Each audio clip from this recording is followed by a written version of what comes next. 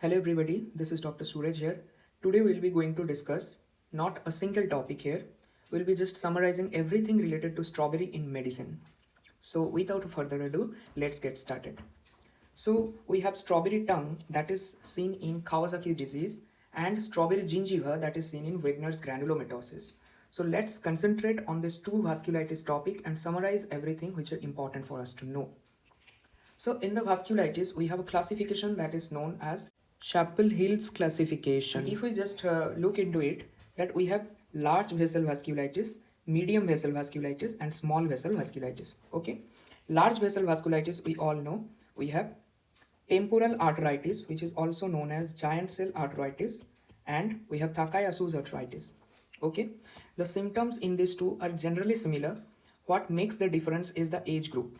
In giant cell arteritis, the name itself, you can remember the giant. So the mostly the age group will be more than 50 years.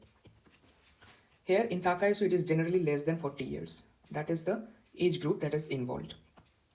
Our concern here is the Kawasaki disease, which will come under medium vessel vasculitis, and Wegener's granulomatosis, which is a small vessel pauci-immune vasculitis.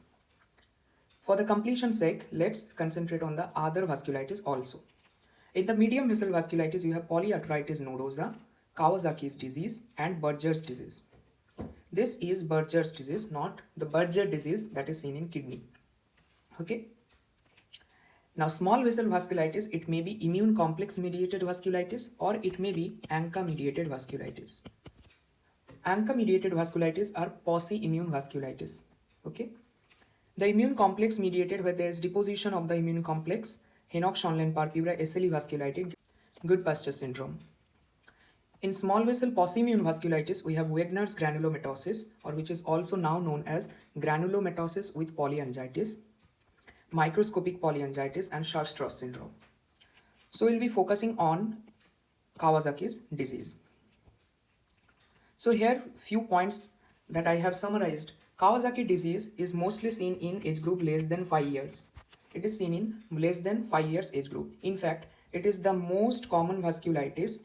It is the most common vasculitis in children in India. Kawasaki's disease mein, the antibody that you will be getting positive is your anti-endothelial antibody. This antibody will be positive. It's a medium vessel vasculitis, and please do remember that the etiology is mostly idiopathic. It's an idiopathic etiology or unknown etiology which is most common. So the age group is less than 5 years, most common vasculitis in children of India, okay, and it is idiopathic in nature. Anti-endothelial antibody is positive.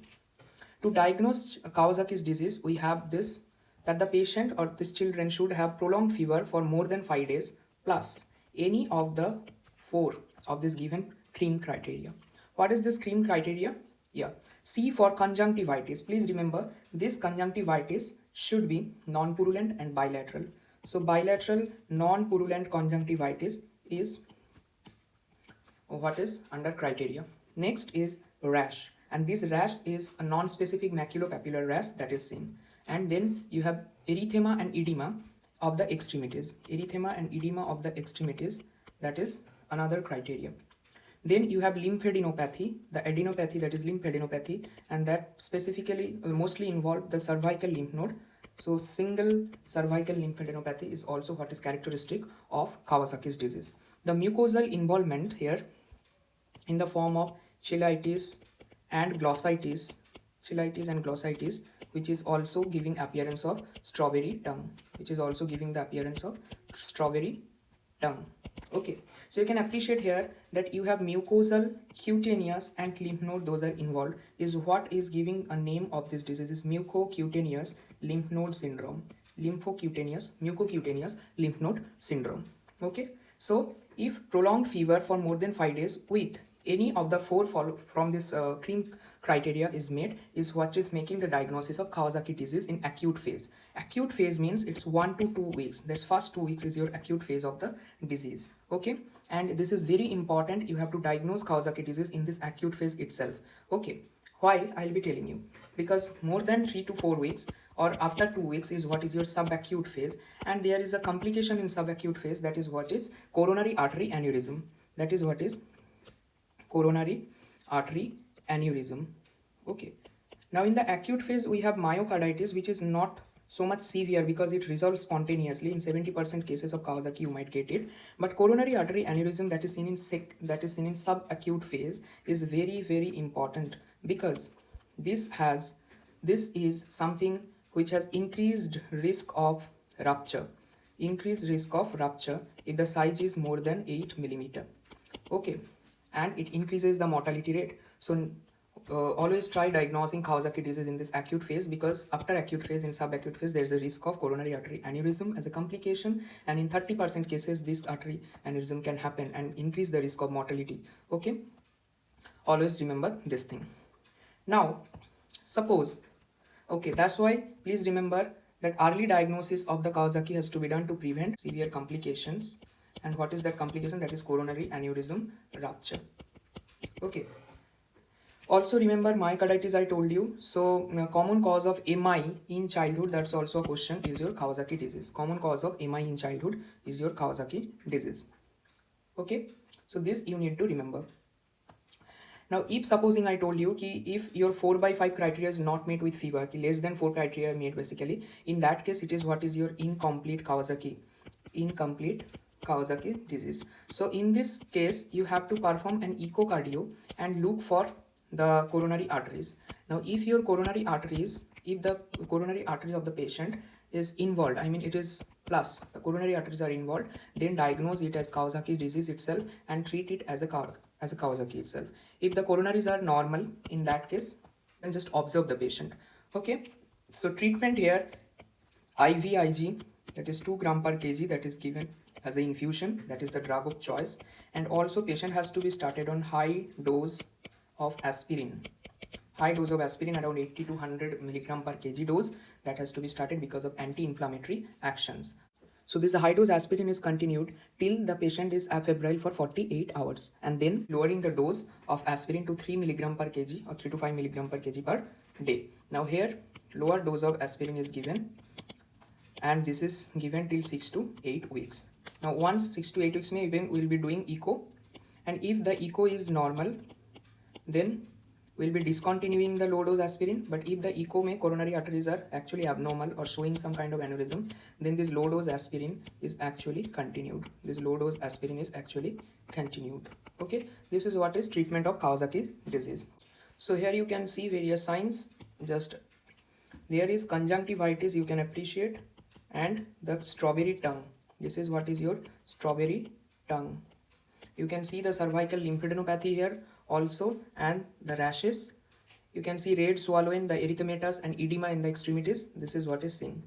Okay, so these are the various signs and symptoms of Kawasaki disease. Now next is your strawberry gingiva, which is seen in Wegener's granulomatosis. Wegener's granulomatosis is also known as granulomatosis with polyangiitis. Now here you will be seeing this strawberry gingiva. You will be seeing this strawberry gingiva. Okay, remember it is posse-immune small vessel vasculitis. In 95% of cases you will be having C ANCA positive, and in rest of the cases you might get P ANCA positive also. Okay, P ANCA positive also, but it is mostly in 95% cases C ANCA positive. The HLA associated is HLA-DP B104. Now the age group that is involved is more than 40 years, and here it involves 3 systems. One is your lung, and in lung you will be having upper respiratory tract symptoms and lower respiratory tract symptoms. Number 2, it's the vasculitis, so it will be involving the vessels also, and it is a small vessel vasculitis. And number 3, it involves the kidney, and in kidney it will be presented with rapidly progressing glomerulonephritis within a few weeks, days to weeks. Okay, so what are the upper respiratory tract symptoms? Now the upper respiratory tract symptoms, here the patient may presented with serous otitis media, where there will be adult onset bilateral conductive hearing loss without any particular cause. That is your serous otitis media. Also the patient may have chronic or recurrent sinusitis because of Staph aureus, and recurrent epistaxis can also be there in spite of having a normal BP. Okay, there are also some midline abnormalities like your nasal perforations, saddle nose, nasal perforations, and your nasal ulcers, those are seen. Subglottic stenosis also can be caused secondary to intubation, but can be upper respiratory finding. In lower respiratory tract, you will be having thick cavitatory nodules. That is very, very important. So here you will be getting the nodules which are thick wall and cavitating nodules.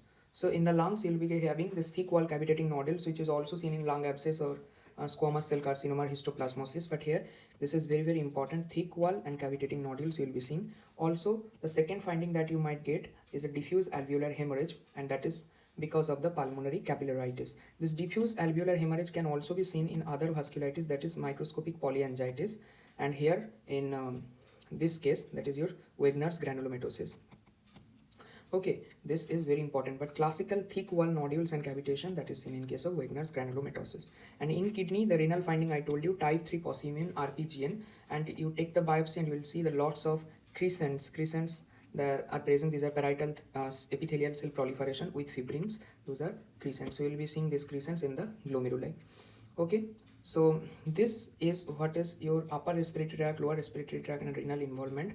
This vasculitis is your Wegener's granulomatosis. Okay, what is limited Wegener's? Limited Wegener's is when only the lung findings are there. So only system that is involved is your lung. Renal system is not involved, is your limited Wegener's granulomatosis. Here I told you HLA association is DPB104, and the features you will be getting fibrinoid necrosis and granulomas with giant cells. Okay, this is very, very important. So here we have discussed Wegener's granulomatosis. So now we are going to start with sarcoidosis. Now strawberry nasal mucosa is seen in sarcoidosis, but that is not important, but the disease itself is very, very important. So let's get going with sarcoidosis. Sarcoidosis is a chronic granulomatous disease which is commonly seen in Western countries. Okay, this is a diagnosis of exclusion. Please remember, you have to rule out other diagnoses to reach to the diagnosis of sarcoidosis. Generally, the age group affected is 30 to 40 years of age, and females are more affected than males. Females are more affected than males. As I told you, it's a multi-system disorder, so many systems are affected. But the most common affected organ system is lungs. The most common affected are lungs. Okay, patient will be having fever, weight loss with bilateral hilar lymphadenopathy. There are certain ocular signs like there may be uveitis and Sitka syndrome. Uveitis, Sitka syndrome, keratitis, etc. Okay, in bone marrow you might get myelocytic anemia, and also other systems like lymph node, ocular system, skin, genitals, and salivary organs, salivary glands, all are involved. The most common being the lungs. The HLA that are associated here is your HLA-A1 and HLA-B8. Okay, HLA-A1 and HLA-B8. Remember, this is a type 4 hypersensitivity reaction. This is a type 4 hypersensitivity reaction. Type 4 hypersensitivity is because of the T helper 1 cell. Because of the T helper 1 cell. T helper 1 is other way is your CD4 plus T cells. So what happens in this sarcoidosis? Your CD4 is to CD8 cell, this ratio is increased. So this is one important biochemical test where the CD4 to CD8 ratio is increased. Okay. Next, we'll be doing biopsy in sarcoidosis. In biopsy, what is very important is a non-caseating granuloma. So one is your non-caseating granuloma. In TB, you will be getting caseating most commonly, but in sarcoidosis, it is non-caseating. And this is what is naked granuloma. Naked granuloma means the lymphocytic collar outside the granuloma will be absent. Also in the biopsy, you will be getting two important bodies. One is your asteroid bodies and another is Schwann bodies. Asteroid body is basically because of the stellate inclusions within the giant cell. So asteroid body is basically your intracellular stellate inclusions inside the giant cell. See that this is one giant cell, and within this giant cell you can see the stellate shaped inclusion bodies. Those are your asteroid bodies. Those are your asteroid bodies. Now what happens? There may be sometimes lamellated calcium concretions inside the giant cell also. Okay, and this make Schwann bodies. These are calcium. In case of sarcoidosis, there is increased serum calcium because of metastatic calcifications. That's why you are getting these Schwann bodies here. Also, one evident in biochemical is increased angiotensin converting enzymes. So serum calcium is increased, serum ACE will be increased, and also there will be increased CD4 to CD8 ratio. The nose involvement is rare, but the skin over the nose and the cheeks can show some changes. The violaceous skin lesions and the skin lesions over the nose and cheeks can be seen, and that is what is your lupus pernio. Lupus pernio. Also, I just told strawberry nasal mucosa is also seen. Another syndrome associated with sarcoidosis, bilateral parotid enlargement, seventh nerve palsy, and anterior uveitis. Okay, this is your Hitchcock syndrome. This is your Hitchcock syndrome. So this is your lupus pernio. You can see the violaceous skin lesions over cheeks and nose. That is what is lupus pernio, mimicking the SLE malar rash. This is in a nutshell of sarcoidosis. Please remember it is a diagnosis of exclusion. So now we are going to discuss strawberry nasal mass that is seen in case of rhinosporidiosis. Strawberry nasal mass that is in rhinosporidiosis. Is it a fungal infection first of all?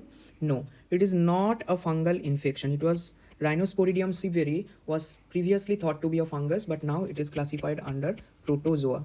It is classified under aquatic protozoa. So it is an aquatic protozoa. Okay.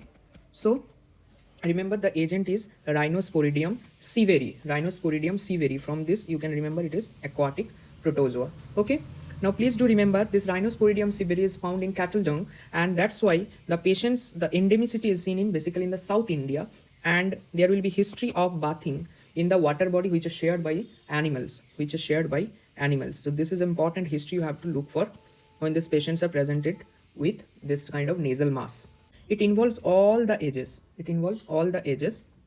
And this is granulomatous conditions of the nose. Please do remember, though I am saying it is nose, but it involves it can extend beyond nose also. Like it can involve nasopharynx, it can involve skin also. Okay, so it is not restricted to nose only. It can produce skin nodules when it involves skins. Even it can involve the eyes. So many other systems get affected with this granulomatous conditions. In nose, it is a very highly vascular mass, and that's why biopsy is contraindicated. You're never gonna take a biopsy from this mass. This patient will be having excessive recurrent bleeding, so biopsy is contraindicated.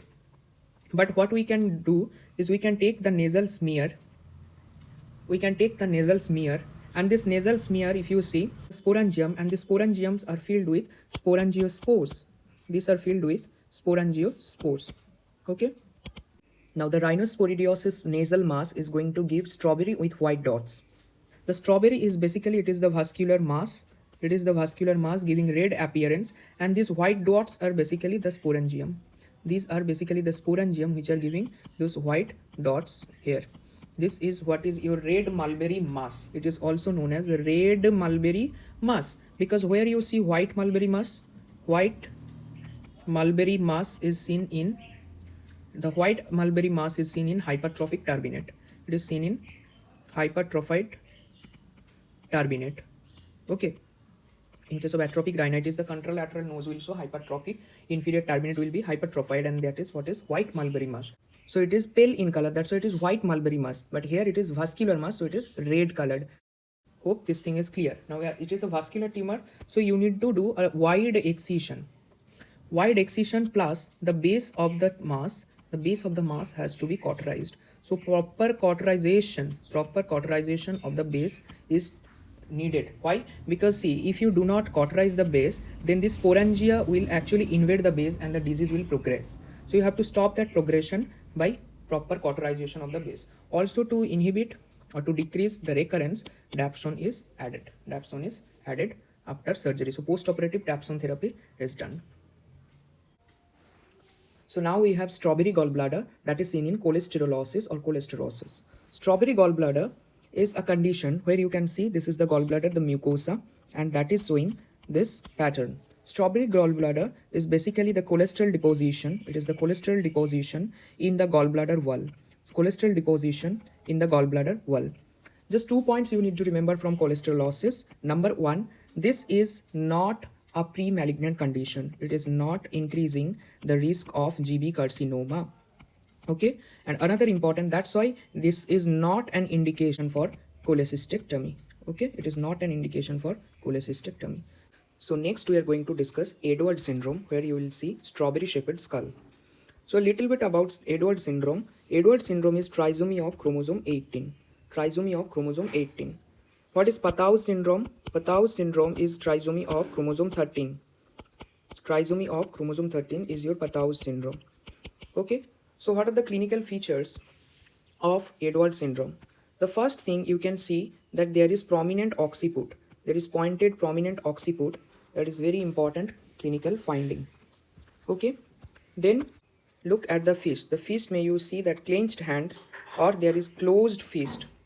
Closed fists with gathering of the fingers or overlapping of the fingers.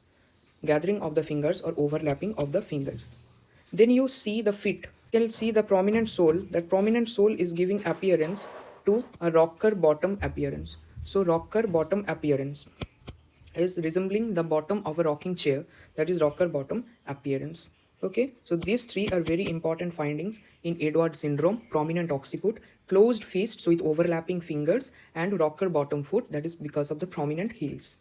Also, the patient will be having small mouth, jaw, and small neck with wide spaced nipples and shield chest. Okay, these patients are also associated with cleft lip and cleft palate.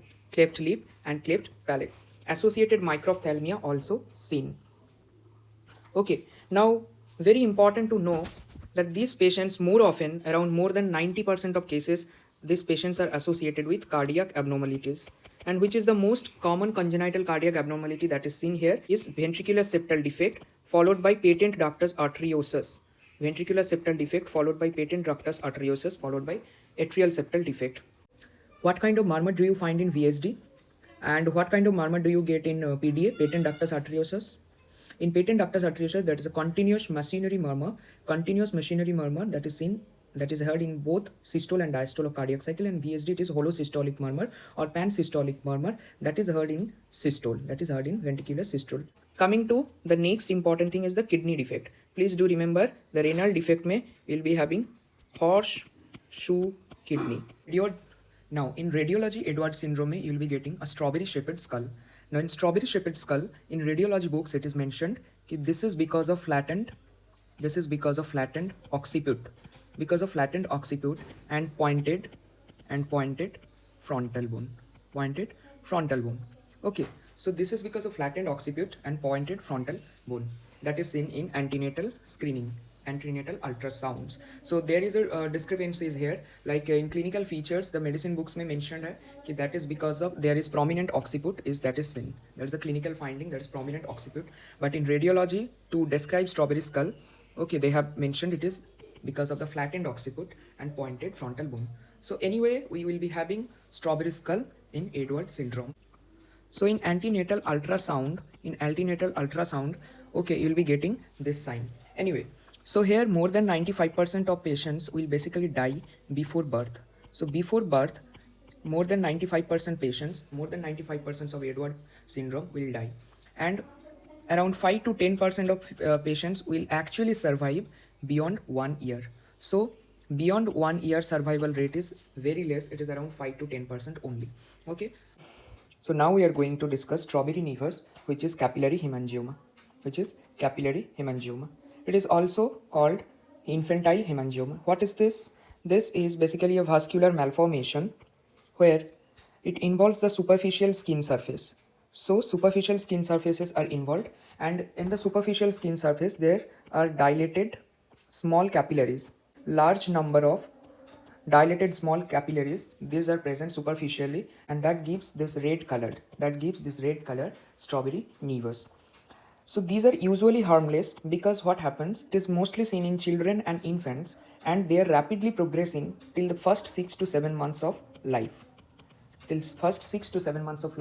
are rapidly increasing in size, and then they will stop, then the growth will be stopped, and ultimately they start fading at around 7 to 10 years. So these are self-resolving and usually harmless. Now why I'm saying it is usually harmless is because sometimes what happens, these lesions are rapidly growing and these are so large in size that they can interfere the orifice functions. They can occupy the orifice and interfere with hearing, interfere with vision, interfere with feeding of the baby. So in these cases, it is not going to be self-resolving, so we need to treat it. This is typically what is your strawberry hemangioma looks like and strawberry nevus looks like. Mostly the female childs are affected and it is a self-resolving conditions. The superficial skin mein what happens, there is large number of dilated capillaries are present. So if you see the histopathology, so these are the lobules. You can appreciate this is one lobule, this is another lobule, and here is another lobule. So these lobules are actually filled with dilated capillary spaces. So you can appreciate that this is a capillary, this is one capillary. How? Because inside the capillary you can appreciate the red blood cells are there. Inside the capillary lumens you can appreciate the red blood cells are there. These are the lobules which are packed with large number of dilated capillaries. Okay, and these capillaries are there lined by endothelial cells. So this is your capillary hemangioma, which is infantile hemangioma, and it is self-resolving. Now the last topic, that is strawberry vagina. Strawberry vagina is seen in trichomoniasis. So let us discuss trichomoniasis. Trichomoniasis, guys, you know it's a parasite. Trichomonas vaginalis, it is a parasite. And trichomoniasis is most common parasitic STD. It is most common parasitic sexually transmitted disease is your trichomoniasis. Here you need to remember two things regarding Trichomonas vaginalis. Number one things. क्या क्या है? Number one is it has only one host, that is human. Only one host, that is human. Okay, so these are your obligate parasite, and also it has only one morphological form, your trophozoite. Is your trophozoites. Okay, so if they ask you ki what is the infective stage of the disease or what is the diagnostic stage of the disease, in either of the cases, as this trichomonas has only one morphological form, so both the answers will be trophozoites, do not have any kind of cystic forms. Okay, what is the motility of this parasite? The motility of the parasite is twitching motility or rotating motility, or also sometimes it is known as jerky motility or oblique motility. Okay, and we know because of the micro ulcerations in the cervix, it will produce strawberry cervix. Because of the micro ulcerations, it will produce strawberry cervix. And what will be the color of discharge from the cervix? Yes, the cervical discharge will be green in color. So greenish discharge that is seen in case of trichomoniasis. The color of the discharge will be greenish. Okay, the questions they will ask from microbiology is what is the culture media used to culture this Trichomonas vaginalis, and this is your Diamond's media. That is your Diamond's media. Okay, so just look at this image. This is your Trichomonas vaginalis, and you can appreciate that this Trichomonas vaginalis has got 5 flagellae. This has got 5 flagellae, and you can see 1, 2, 3 and 4 anterior flagella, 4 anterior flagella, and another one that is here. You can see this flagella which is attached with the undulating membrane, that is your posterior flagella. So it has in total 5 flagellae, of which 4 are anterior flagellae and 1 is your posterior flagella. Okay, so this concludes the discussion of trichomoniasis. Again, I am telling just only one form, that is the infective form, and diagnostic, that is trophozoite. Okay, so in case of males, please remember, in case of males what happens, this is going to cause urethritis.